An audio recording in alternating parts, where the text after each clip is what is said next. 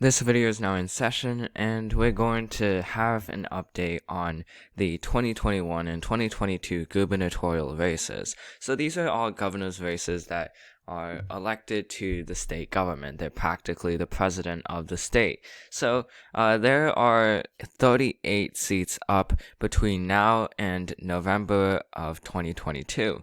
And as you can see, it's a lot of seats that are up for re-election in a lot of competitive states. So in terms of the safe states, there are still safe states. And for the Republican side, that would include all of these states, including Oklahoma, Arizona, Alabama, Tennessee. And I would also say Vermont, New Hampshire, Massachusetts, and I think that's practically it. Oh, I'd also include South Carolina because the governor of South Carolina is pretty popular with his constituents. And if you don't know already, New Hampshire, Vermont, and Massachusetts, even though all three of these states are pretty Democratic states, they all have very popular Republican governors because those states like to elect liberal Republicans into their state, which is why they are governor, and that's why they have been governor of those three states for several years at this point. Most of these states do not have term limits, if any. So those are the safe states for Republicans. Meanwhile, on the Democratic side, it's a little bit worse. I mean, a lot worse. At least it used to be a lot worse because just a month ago, Democrats were in a very bad position in the gubernatorial races, mainly because of their safe states being reallocated to either likely status or lean status. That notably of California and New York. California, Gavin Newsom was at a really low point just a couple of months ago because of his French Laundry incident and as well as his restrictive COVID-19 rules. But that has obviously changed. New York, like just a month ago, Governor Cuomo was accused of sexual assault. Some of those allegations have become true, and he also hid COVID nursing home deaths, while at the same time being continuing to be a bully to his state legislature. But all of that has gone away now.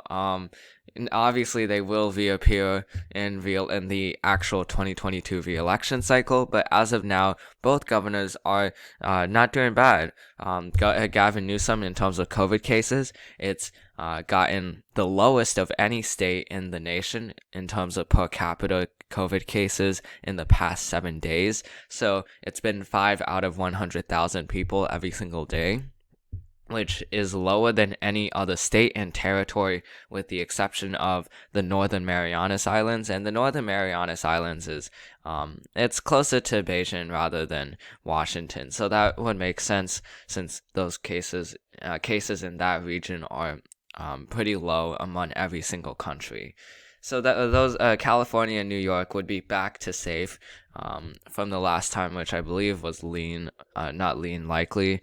Illinois, I'd say that this seat is also safe, but by just about safe margins. J.B. Pritzker, he will most likely win re-election. It's just how much he wins it by, because he could win it by likely margins or by safe margins. Oregon, I'd say the same thing, and as well as New Jersey. New Jersey, Phil Murphy was in a pretty bad point with COVID cases, but COVID cases in New Jersey recently have gotten a lot lower, and with his reopening plan, if that goes smoothly, then he will soar to re-election. And the COVID reopenings, some of it is due to re-election and political short-term political gain, but that's a whole different video. That's not really related to the 2022 gubernatorial race. And then I do two more safe races for Democrats, Colorado and New Mexico.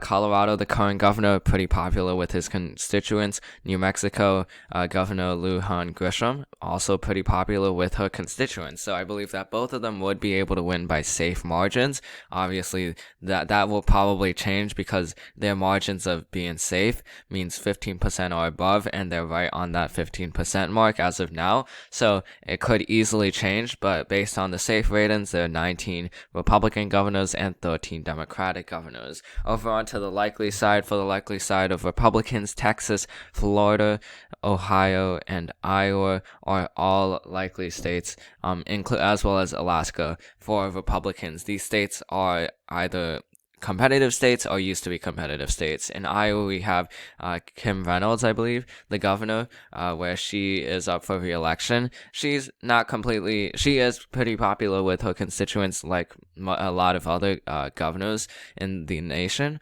So as a result, it's not like Democrats will be able to easily take. Now, Ohio is interesting because it's a case study of whether Trump can influence a race in a good way or a bad way. This is where Mike DeWine is the incumbent governor, and he has been critical at times of Donald Trump's COVID handling and as well as the 2020 election. So it will be interesting to see whether Mike DeWine loses in a Republican primary, and if he does lose, if the new Republican nominee can face off whoever is the Democrat. I do think overall that Ohio will still go Republican, but it will be a race to watch in terms of Donald Trump's grasp.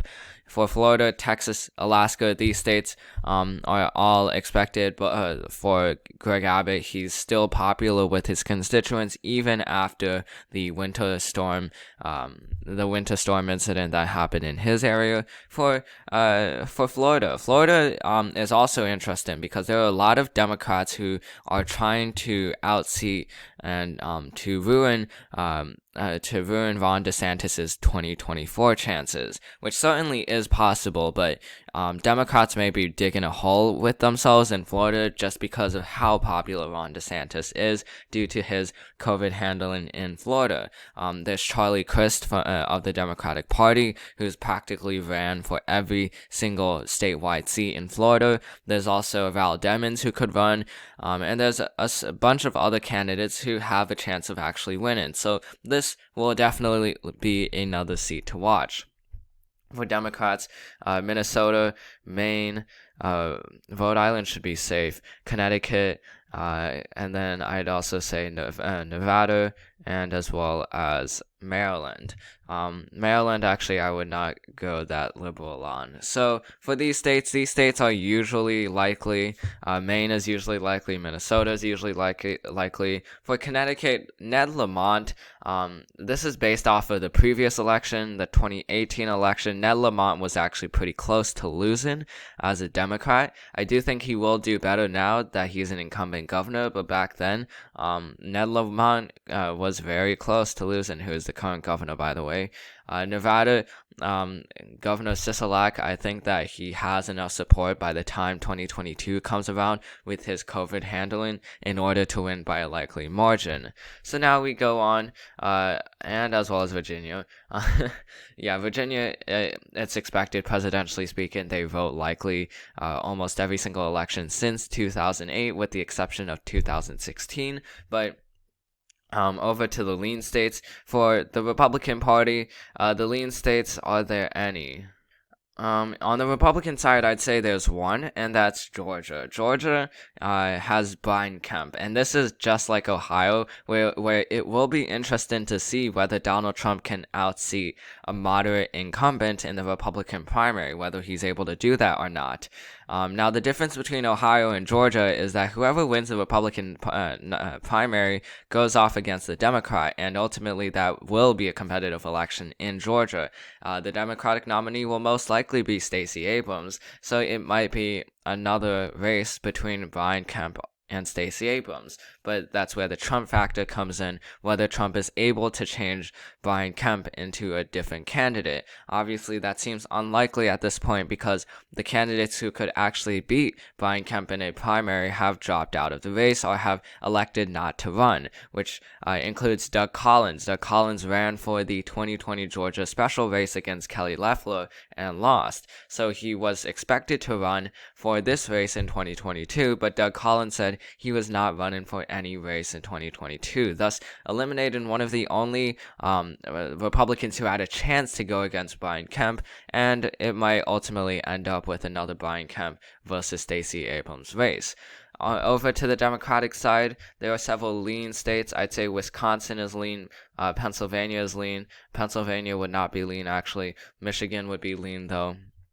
And then, in addition, Maryland. So Wisconsin, Michigan makes sense. They're both Rust Belt states. They're going to be competitive. Tony Evers, he is if Wisconsin voters find him to be part of the gridlock problem that's happening in Wisconsin, they might throw him out, but it's unlikely because of how popular he is within his own vote share. And then Gretchen Whitmer had a horrible COVID response just a couple of months ago, but like pretty much most things in politics, that will probably be forgotten by her constituents by the time the election comes. There is still 1.5 years away, and ultimately I do think she will win re-election. Maryland may be interesting because Maryland is a safe Democratic state, but currently there is a Republican governor that is Larry Hogan, one of the most liberal Republicans in pretty much the most liberal Republican in the party.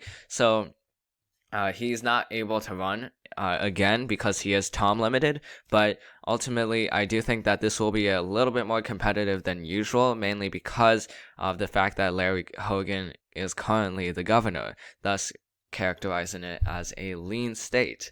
Now, these three states are going to be the most competitive states: Arizona, Kansas, and Pennsylvania. On the Republican side, I'd say that Arizona would be a tilt Republican. Actually, let me take that back. I'd say all three of them would be tilt Democratic. The reason why is for Arizona, this isn't the first time we've mentioned this, but Arizona, the Republican Party has not gotten itself together in terms of going against the Democratic Party. Republicans lost in the 2020 election, yet they are still doing audits on the ballots of the 2020 presidential election, so they're still not getting over that. And they've gotten more and more conservative. They've moved further to the right when they really should be moving more to the center, because if they move more to the center, that is a winnable strategy, as shown by John McCain, as shown by Doug Ducey, who is currently the governor of Arizona, as shown by Jeff Flake, who used to be the senator of Arizona. But now, when they're moving more and more to the conservative side, they start to lose with Martha McSally, and it could happen again with the 2022 Senate race and the 2022 gubernatorial race. In fact, it's likely for that to happen, and thus it is a tilt margin.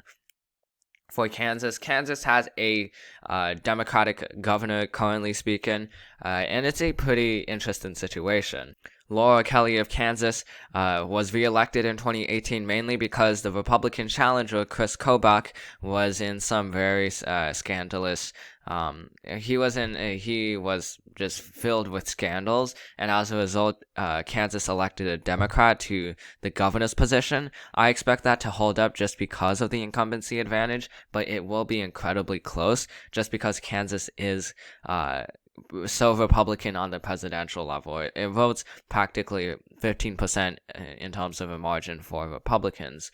And then finally in Pennsylvania, this is one of the only Rust Belt states where there is no incumbent governor, because Tom Wolf is term limited in 2022, who is the current governor. So that race will be also interesting to watch because the Democrats need to nominate someone good. Now, who they nominate, well, it probably should be Conor Lamb, who is a moderate. But ultimately, that's up to them. And Pennsylvania, at this point, it's still Democratic, mainly because of the 2022 Senate race. Since we hypothesized that the Senate candidate, the Democratic Senate candidate, which is probably John Fetterman, will campaign with whoever the 2022 nominee is for the Democratic Party in terms of the gubernatorial race, which is why they have a tilt margin. So that is the map, and that is the end of this video. I hope you enjoyed it. This video is now adjourned, and I'll see you in the next one.